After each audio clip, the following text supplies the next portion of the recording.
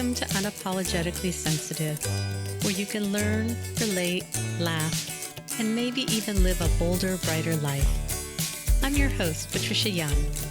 This is a weekly podcast where we explore the strengths we have because of our sensitivity and some of the challenges it poses as well. The information in this podcast is not a substitute for help from a licensed mental health professional. Hey there. To the creatives, healers, sensitives, and deep thinkers, how the heck are you doing? We are well into summer, so how is your summer going? How are you managing? I'm not even going to talk about what's going on in the world. It's just a little too much, so we're just going to focus on this episode.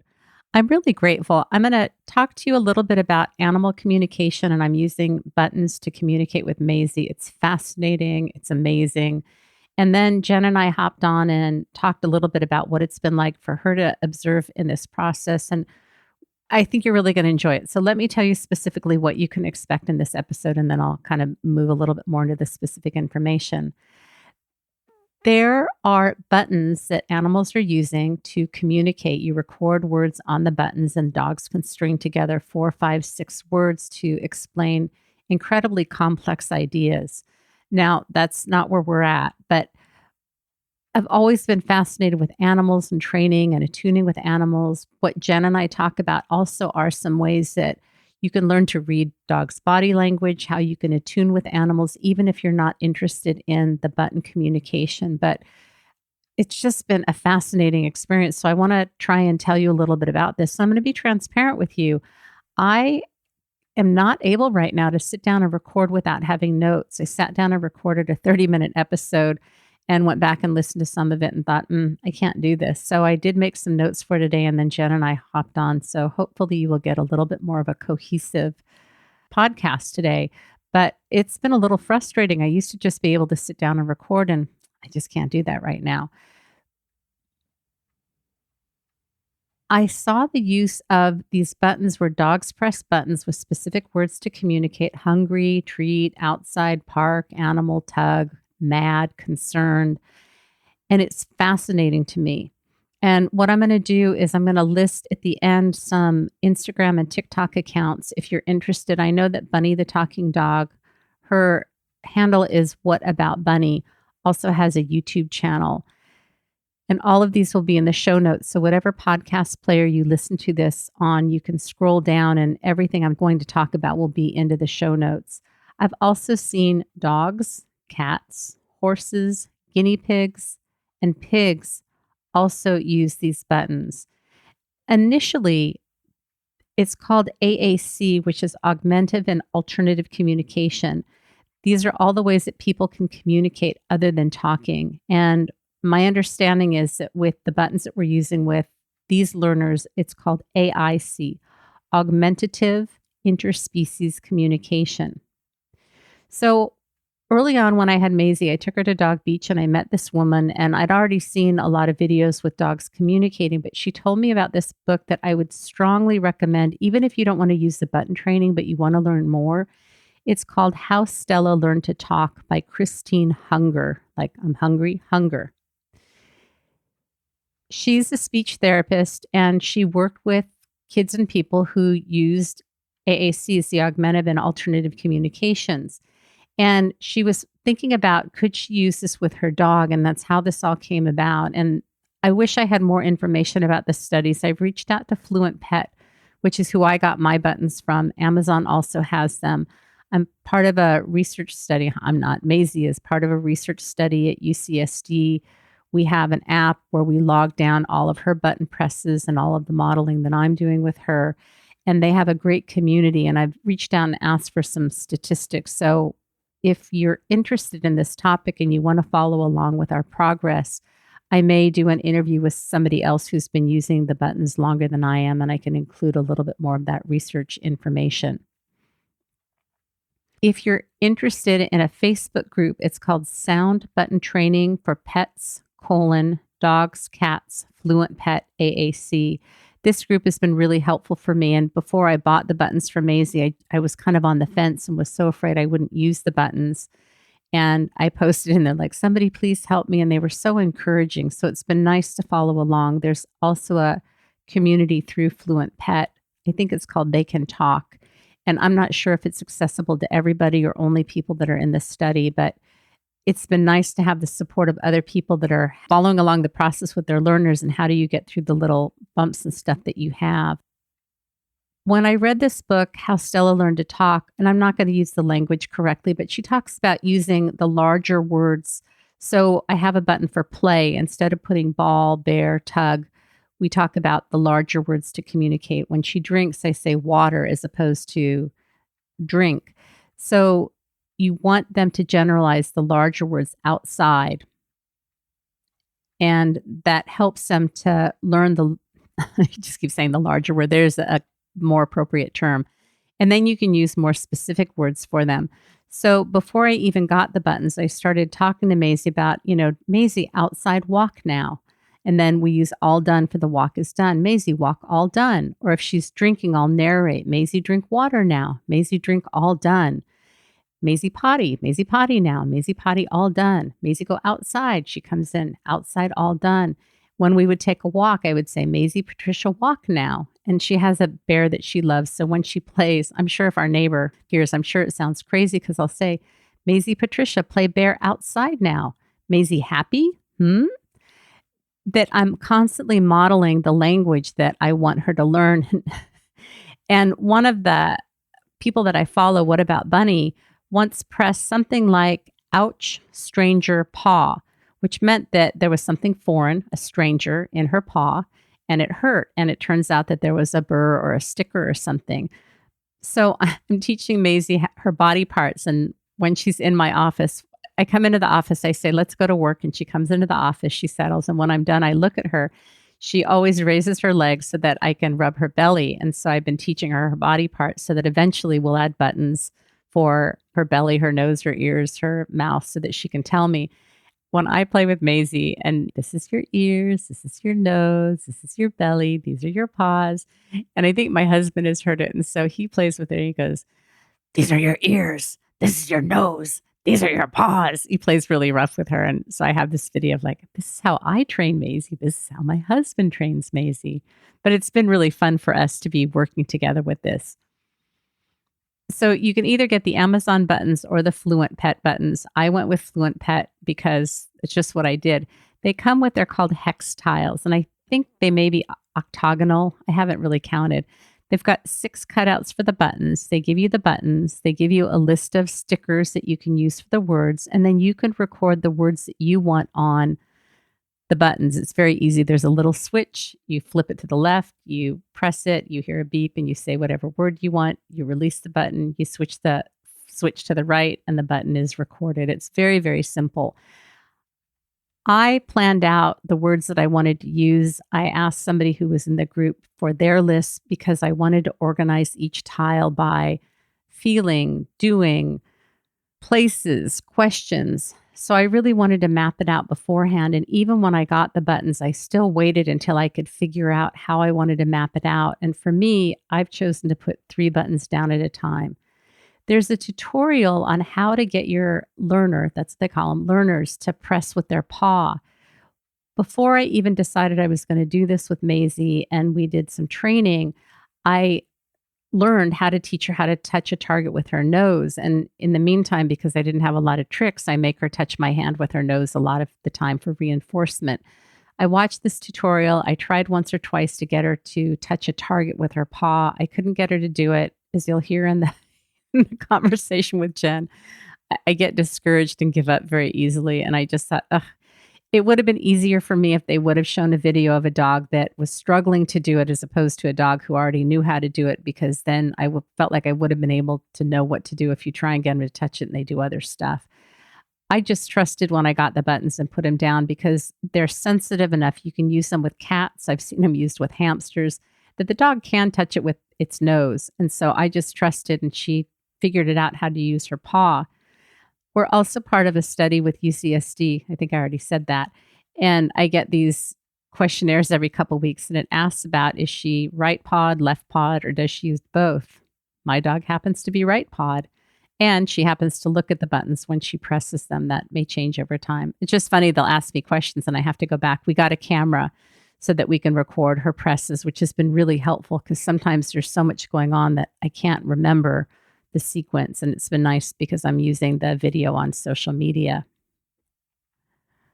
I'm trying to think if there's anything else that I want to tell you about the buttons. I really try to keep my expectations low. It can take months before a learner uses buttons. I've heard people remove buttons when their learners aren't using them, but what my understanding is you give an animal or a person a means of communication and then you take it away and you don't want to do that. I also did not start with any food or treat buttons, and you don't reward for using the buttons. You just constantly model. So I use it with my language, and then I also model every time before we go outside. We went to the beach this morning. I don't have a beach button yet, but I'll go, Maizy, want to go outside beach now? And then we go to the front door and we leave. And then I tell her we're going to the car. We're going to the car now. I just narrate a lot. And then when we come home, I'm like, outside all done. It is constant. Two things. I've had a couple of people say, like, I don't want my dog asking for more stuff. Sometimes it is challenging. And what I did was when I put down the play button, I can't remember if I already told you this. I also put down an all done button. So if she asks for play, I say play all done. When I put the walk button down, I put a later button. That you want to pair it with something that contrasts so that you can communicate. I hear you, but we're not going to do it.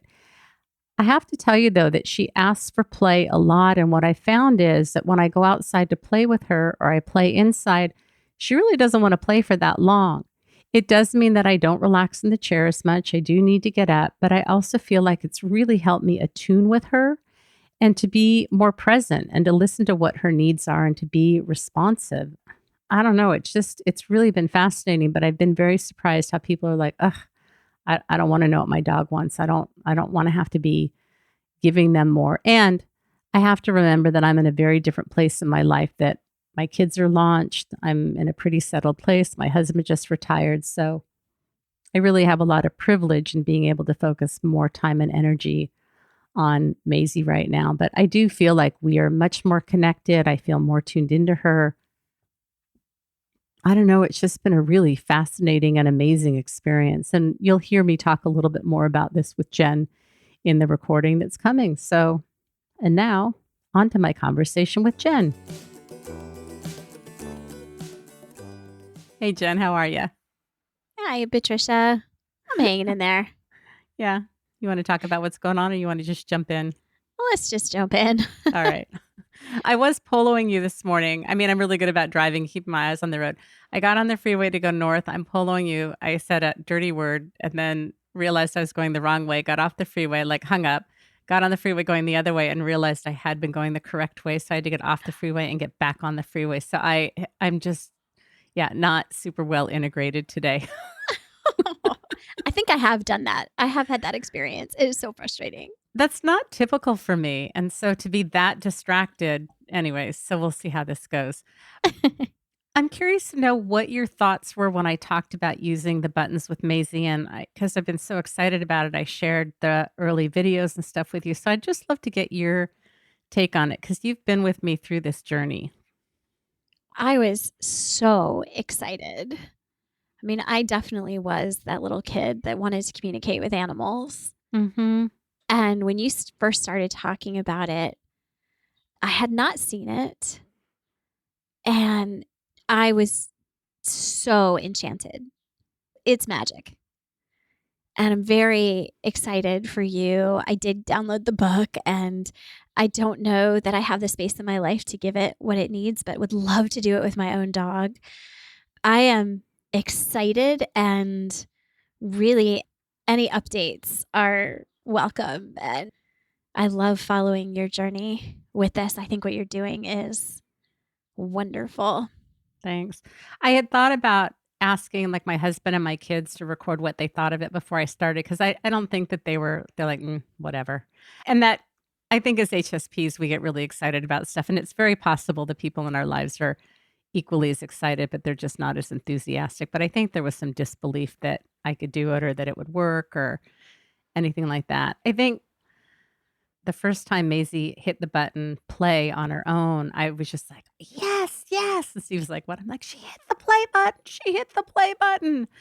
It was just so exciting. And then when we added the love you button, my son was here and Maisie had been cuddling with his girlfriend, who this is the first time we ever met her. They were, cuddling on the bed.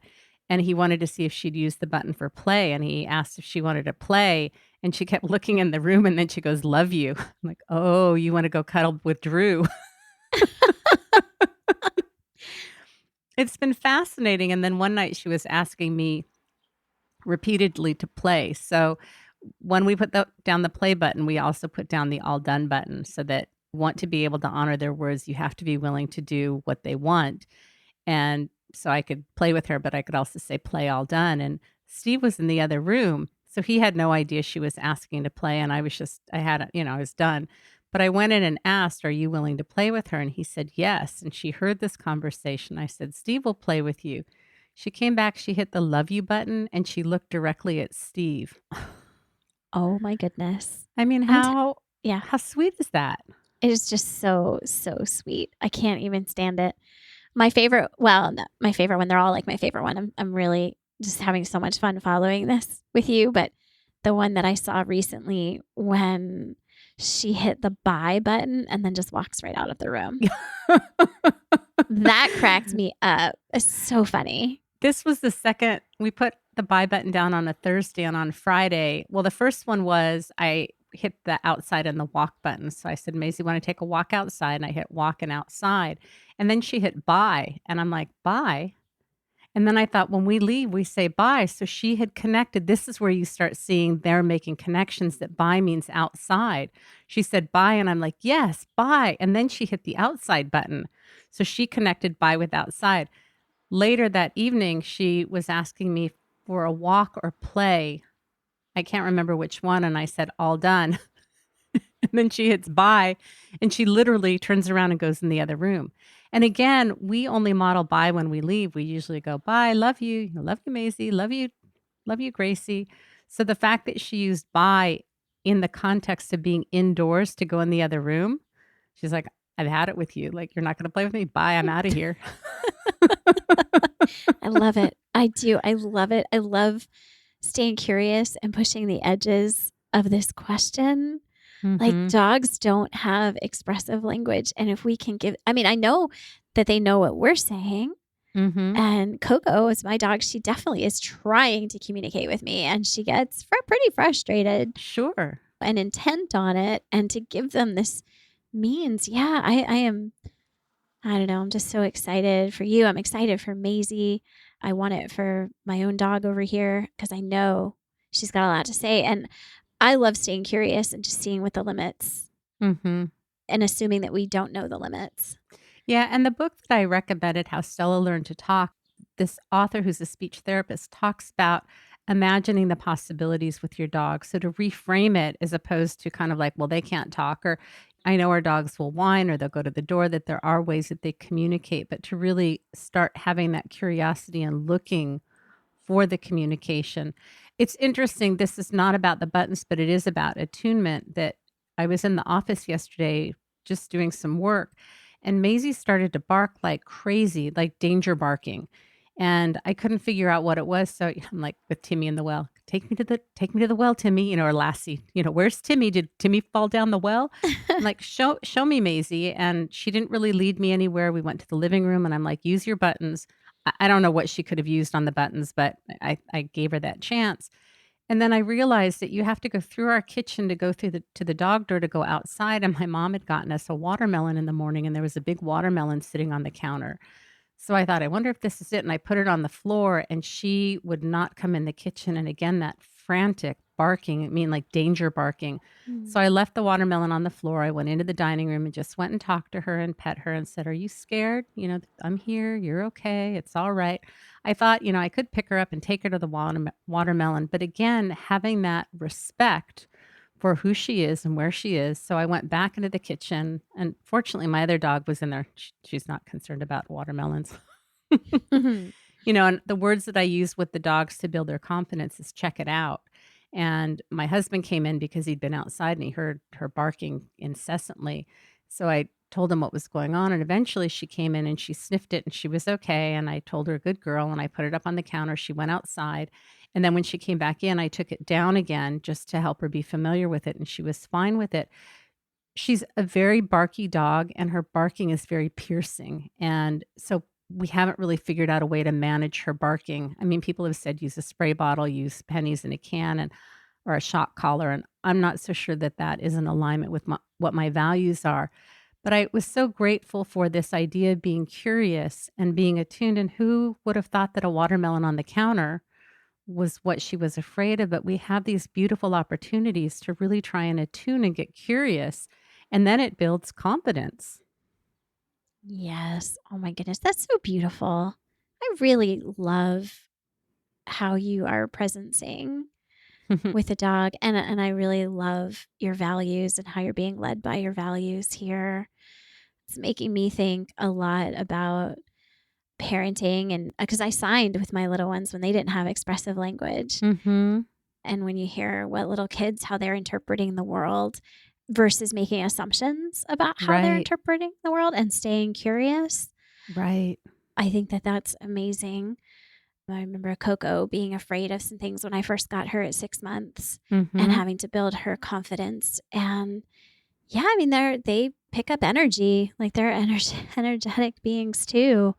And when you presence with her with that kind of care and respect, you're going to get a different result than if those things were not present. And you're going to have a Yeah. very different relationship with your dog or your kid.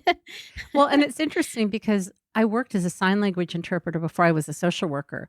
And when I had my kids, my plan was to sign with them. And I tried it a couple times and they didn't do anything when they were babies. And I'm just like, ugh, forget it. My mom watched them about 20 hours a week and she asked me for signs and she was persistent and they started to use not a whole bunch, but enough that we could communicate. So I didn't have the patience back then. And my concern, I actually posted in a Facebook group that uses sound buttons and said, help push me off the ledge. I want to get him, but I'm not sure. And I wasn't sure that I could train her how to touch it with her paw. And I thought, what if I get frustrated? What if she doesn't do it? In the book, I think it took her dog 5 months before she even pressed the button.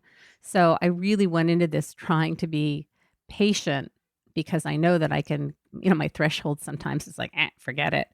And I was very concerned, what if I make this big investment and she doesn't use it? And what if I can't teach her to use it? And I'm so glad that people were so encouraging and that I tried it and that I had a different outcome. But now I have that reverse thing of if it takes somebody else's dog much longer to pick up because she's just taken to it so quickly and she intuitively learned how to press the buttons with her paw, that it's okay if it takes time. And my son and his girlfriend and his dog Zeke, who Maizy loves, came and stayed for about 3 days. She only used the buttons once when everybody was out, and then she didn't use them for a couple of days, and I'd been just getting ready to add some more buttons, and I thought maybe she's not ready, and she kinda stopped using her buttons, but I know that that's normal, and I just kinda waited, and then one night she was just chatty. I was actually on the phone with my son Josh and like a toddler. She was like, "Play, walk." And so I had to keep interrupting him because again, you wanna respond. If they're using communication, you don't want to ignore it. So I felt really bad. I'm like, "Just a second. Maizy, play, all done. Maizy, walk, all done." Yeah. And I think it was that night that I thought, "I think she's ready for more buttons." And then I put 3 more down, and the next day she was using them. But every learner is gonna be different. And while this has been exciting, I also have this sensitivity that if you hear this and you wanna try it and your learner has a much slower process, that every learner has their own process. Yes. Yeah, you're reminding me of our mantra of like lower the bar, Mhm. right? Like breathe some space into your expectations, stay curious. And as you were speaking, I got curious because I don't like many of us don't like being disappointed, Mhm. right? Amen. I wonder how many things like we don't try Mhm.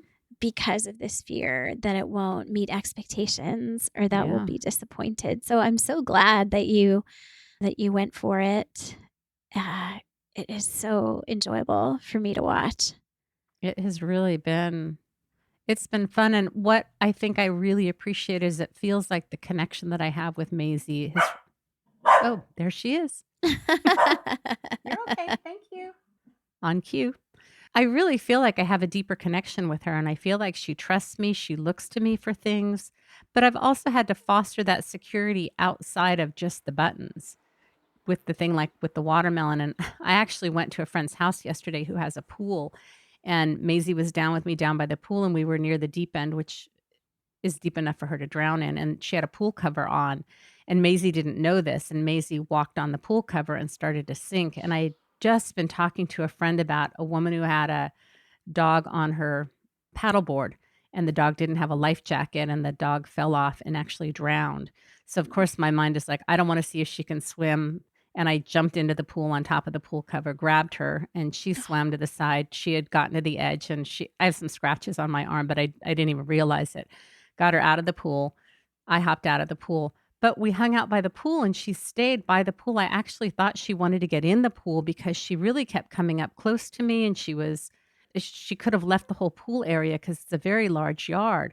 So at one point I did say, "Do you wanna come in?" And she didn't back off, and she came towards me, and I started to pull her in, and she's like, "Oh, no, this is not what I bargained for." I'm like, "That's fine." But again, it's that we've talked about with human beings, consent and respect and not forcing them to do anything that they don't want to, and I think that really builds a sense of trust and respect. It's so important in any relationship that you're in. Oh, absolutely. Absolutely. I know it's a bit of an imaginative leap, but I love taking the other perspective. The difference it's making in your life and your relationship with Maisie. Mhm. And I'm just imagining what it's like for Maisie. For her to have her owner want to do this with her Mhm. just kind of blows my mind trying to take the perspective of the other. Yeah. Yeah. And I know we're just making guesses and everything, but she's obviously having a much different experience than if you didn't have the buttons or you weren't you with Yeah. that type of respect and patience and curiosity about her.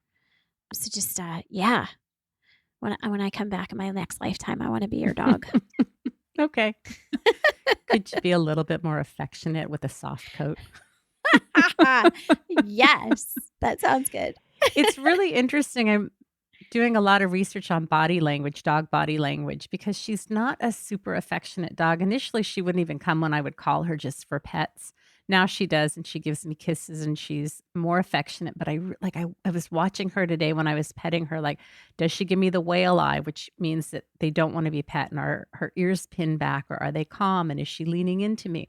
Like, I'm really looking. But I'm so accustomed to having dogs that, flop all over you and wanna be all over you with a soft coat, and it's so interesting to navigate having a dog that's just different and not wanting to overwhelm her, especially since Gracie wants to be in my lap and literally touched 24 hours a day. This dog cannot get enough touch, and to be conscious that that may not be what every other dog wants. Yeah. Yeah, that's interesting. Yeah. Yeah, I think, whatever we can do to gain some insight into what they are experiencing, Yeah. their body language. Thinking I was just having the thought, my kids and I were talking yesterday about someone brought up rats, and I had a pet rat when I was a kid. And apparently they've been able to film them laughing, so they're Really? ticklish I had and they no idea. enjoy playing. Oh yeah, I had this pet rat I had, she was amazing. Oh, rats make the best pets. I've had Yeah. rats. They're Yeah, I they of really all the do. gerbils, I think that they're really the best pet to have because 'cause they're just so affectionate and responsive. Yes. Yeah, and just the insight, I forget exactly what the technology was that was able to perceive that it was basically some sort of equivalent to laughter. Wow.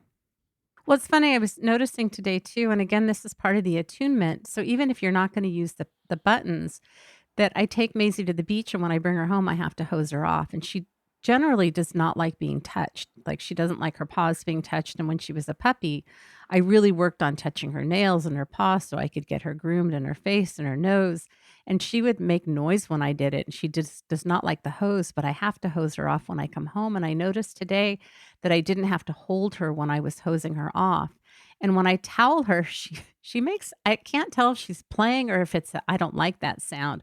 But it's interesting. Steve was on the front yard, and so I was doing it, and she was making this noise. But then I was holding out the towel as an open invitation for her to come forward to let me towel her some more. And she kept coming forward. And I was wondering, is that because we've been doing this and she's getting accustomed to it? But I always tried to be as gentle as I could, and she doesn't like being brushed either. So I had to get the high value treats out today, and I go very slowly and very gently. And again, it's how we build that trust. And I was watching somebody else, I borrowed their brush, but how they brushed their dog out, and it's very, very quickly.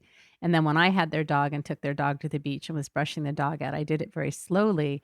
And the person who owns the dog, their partner, said he never sits for being brushed this long. And again, I just think that that approach that we take with them, it's all communication. It's all about attunement. And let me tell you, I don't have a perfect relationship with my dog, but I think we can take this with animals, with people. I don't know.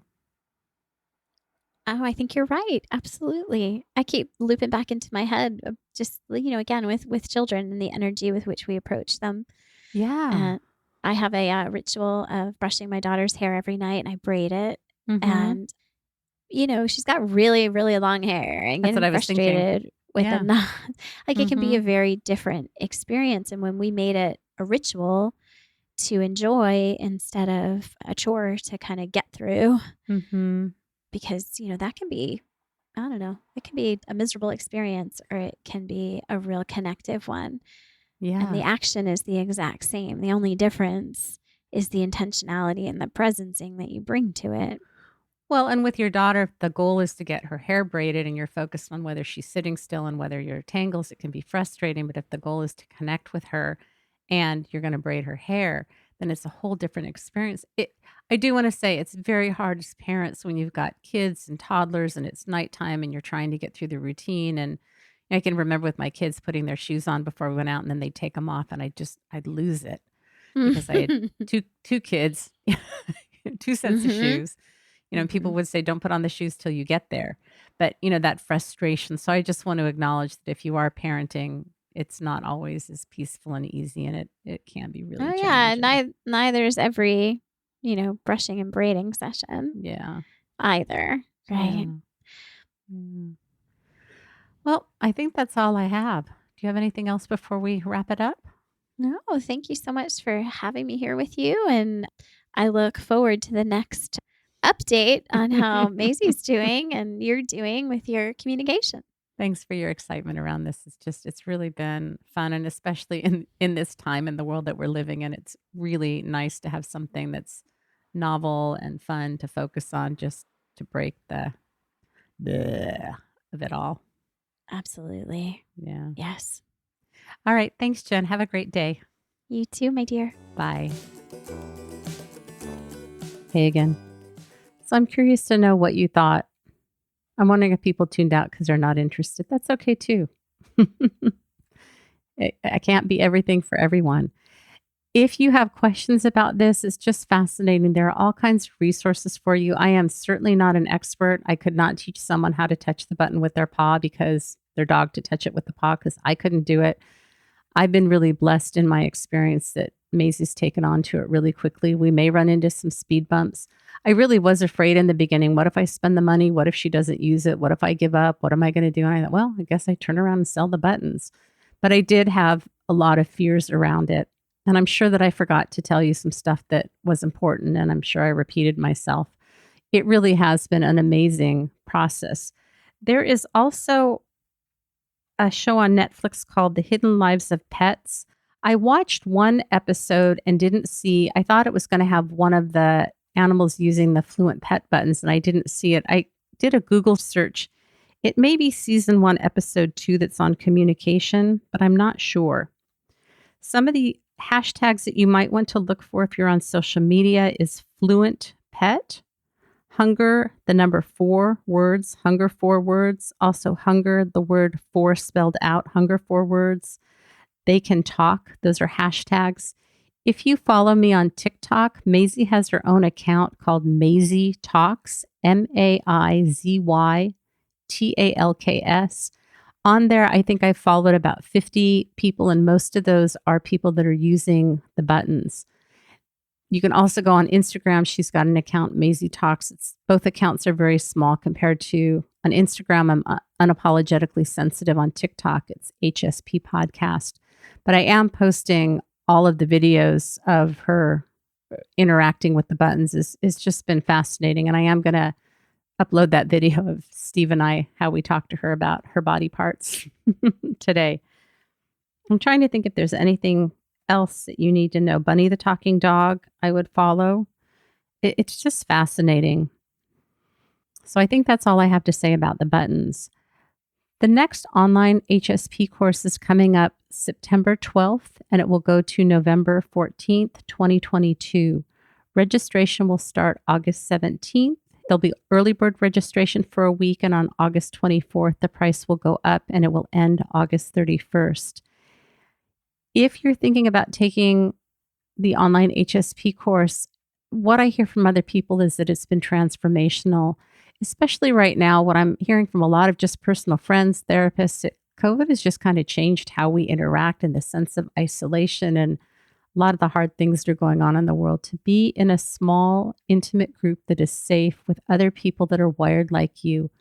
Obviously, there's variation among how we show up as HSPs, but to have that general understanding, and so many of us kind of pull it together to show up in the world like the other 80%. And in these groups, you show up exactly how you are. You don't have to share if you don't want to. You can turn your camera off. You can eat if you have to get up and go to the bathroom. The homework is optional. There are 10 topics that we cover, 10 or 9. Mindfulness and self-compassion, identifying negative messages and turning them into your strengths. So, you're so negative. You think so much. You're too dramatic. Why can't I think of anything? You're so perfectionistic. And turning those into strengths. Perfectionism, embracing our emotions. Self-care is non-negotiable. Boundaries, which is a huge thing. Communication, authenticity, and vulnerability. And then creating a lifestyle that honors the HSP. Every week, Jen Perry and I have recorded a video on each topic. There's an email that I send out. Sometimes there are some extra resources. There are thoughts for reflection if you want to answer them. Everything is optional. You don't want to watch the video. You don't want to do the extra stuff. That's totally fine. I don't check it off when you get there. This course really is about what serves you. I've had a couple of people that have taken the whole course laying down because they're tired or their back hurts. But in the group, we talk about either the topic, we take a consensus at the beginning. Do people want to stick totally with the topic? Do they want to talk about what's going on in the world? We've gone through this with the election process, and we do what works for the entire group. But some of these groups have gone on to meet afterwards. Some of them are still meeting. They've met for a year or two. Some of the groups haven't. I never know. I screen everybody as carefully as I can. But it really is an opportunity to learn more about the trait of being an HSP, how to manage with the things that we struggle with boundaries and feeling like we have to do things perfectly, and learning to be more mindful and to be with other people that are wired like us in a very, very safe environment. So if you're interested, you can go to unapologeticallysensitive.com. There's an HSP groups page. There's more information there. There are podcasts about the course. There are little 1-minute clips. There are a couple of videos of people that have taken the course. There's a description of all of the topics and what we cover. And then at the very bottom is the information about registration. So I hope you were doing well. I hope you were managing. I hope you were enjoying this summer. I think that's all I have. Remember, sensitivity is nothing to apologize for. It's our superpower. Have a blessed day.